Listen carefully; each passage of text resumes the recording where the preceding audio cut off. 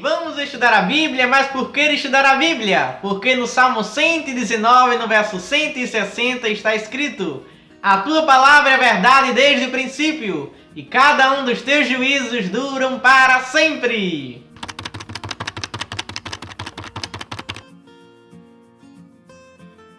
Olá! No vídeo de hoje eu trago a você a história de João Batista. E neste vídeo trataremos da origem, da mensagem e do ministério de João Batista, o último profeta veterotestamentário. Quando Herodes era rei da terra de Israel, havia um sacerdote chamado Zacarias, que era da família de Abias, e ele era casado com uma mulher chamada Isabel. Isabel era também de uma família de sacerdotes. Os dois obedeciam fielmente às leis e os mandamentos do Senhor, porém não podiam ter filhos, uma vez que Isabel era estéril e também porque os dois já eram muito velhos. O número de descendentes da família de Arão crescera tanto que foi necessário que o rei Davi, em seu tempo de reinado, criasse e estabelecesse um sistema na qual a ordem de Abias seria oitava. E os anos em que precederam a Jesus Cristo, o número de descendentes de Arão continuou a crescer. E foi nesse contexto que Zacarias teve a oportunidade de servir ao Senhor no templo e ouvir a mensagem que o anjo Gabriel tinha a lhe dizer. Vale colocar aqui também que nesse tempo o sacerdote tinha apenas uma única oportunidade de servir ao Senhor no templo sagrado. Zacarias foi sorteado para servir ao Senhor no templo, conforme o costume dos sacerdotes. E então, enquanto o incenso queimava, o povo lá fora fazia orações. E foi quando o anjo Gabriel apareceu em pé, do lado direito do altar, e falou a Zacarias: Zacarias, não tenha medo, pois o Senhor ouviu a sua oração. A sua esposa terá um filho, e você porá nele o nome de João. E o anjo continua falando a respeito de João Batista, dizendo que ele seria um grande homem de Deus.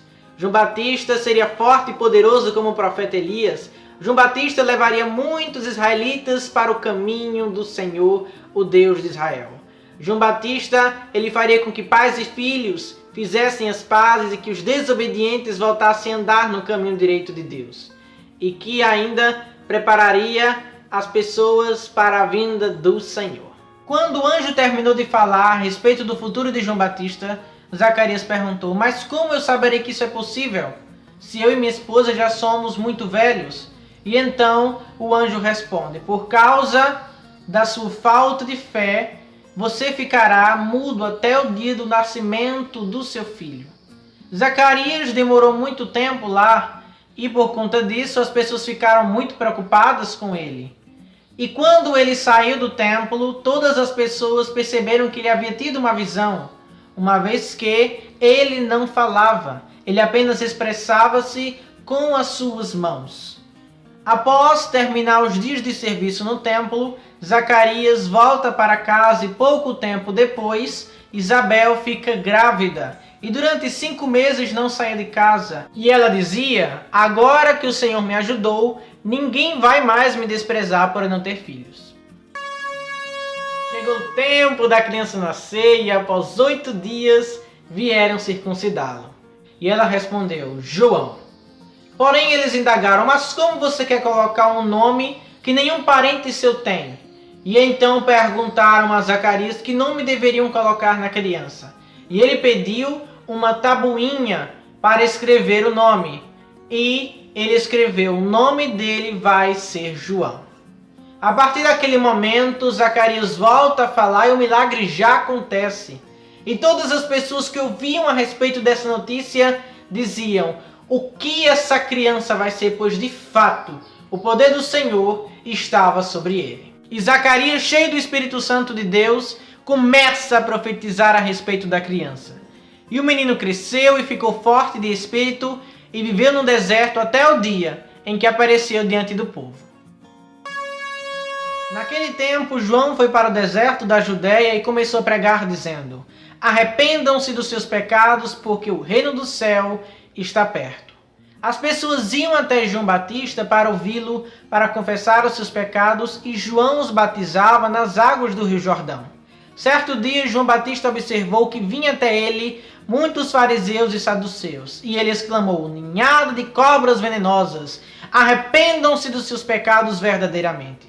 E João Batista estava dizendo isso porque os fariseus e saduceus eram dois dos grupos mais proeminentes daquela época. Os fariseus observavam todo o Antigo Testamento e também observavam suas interpretações puramente humanas, e para eles a salvação só viria se a pessoa buscasse seguir à risca essas leis e regras. Eles se opunham totalmente aos ensinamentos de Cristo, que dizia que a religião deve ter sua sede no coração e no espírito, e não no exterior.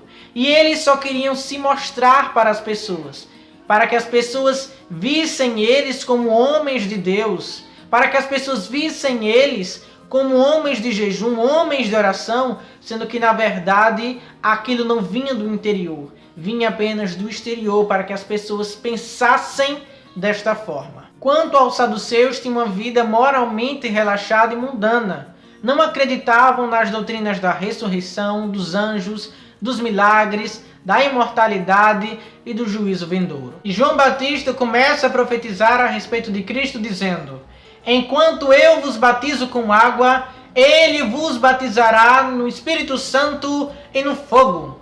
Ele separará o trigo da palha, pegará o trigo e guardará no seu depósito, e a palha queimará no fogo.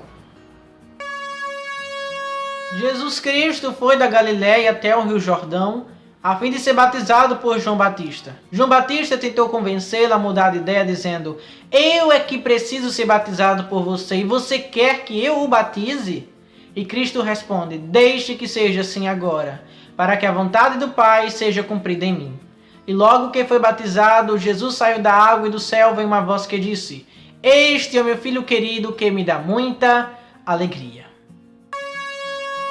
Pouco tempo depois de João Batista batizar a Cristo, ele foi preso e pediu que 2 de seus discípulos fossem até Cristo para interrogá-lo. E Jesus Cristo respondeu a esses 2 discípulos: as coisas que ouvis e vedes, os cegos veem e os coxos andam, os leprosos são limpos, os surdos ouvem, os mortos são ressuscitados, e aos pobres é anunciado o Evangelho.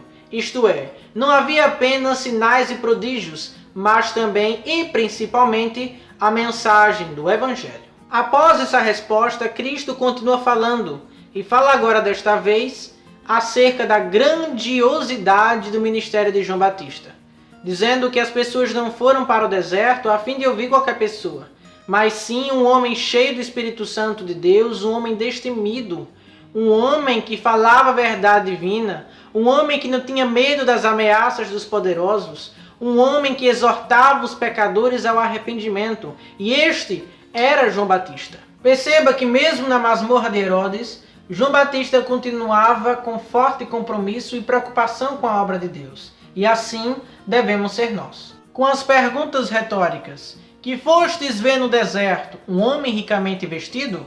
Cristo estava querendo dizer que mesmo encarcerado, João Batista continuava sendo aquele mesmo João que usava pelos de camelo e cinto de couro. O testemunho público do Messias confirma o que o Espírito Santo disse por boca de Zacarias, ao dizer que João seria profeta do Deus Altíssimo. E Cristo foi além disso ao dizer que ele foi muito mais do que profeta, ele foi o seu precursor, cumprindo assim a profecia de Malaquias. Cristo, ele acrescenta dizendo que não houve dentre os mortais ninguém maior do que João. E isso por algumas razões. Os profetas falaram a respeito de João. João Batista teve o privilégio de ver o cumprimento dos oráculos do Antigo Testamento sendo cumpridos em Cristo. João Batista participou do clímax do Antigo Pacto. João Batista, ele participou da salvação que os profetas apenas predisseram no Antigo Testamento.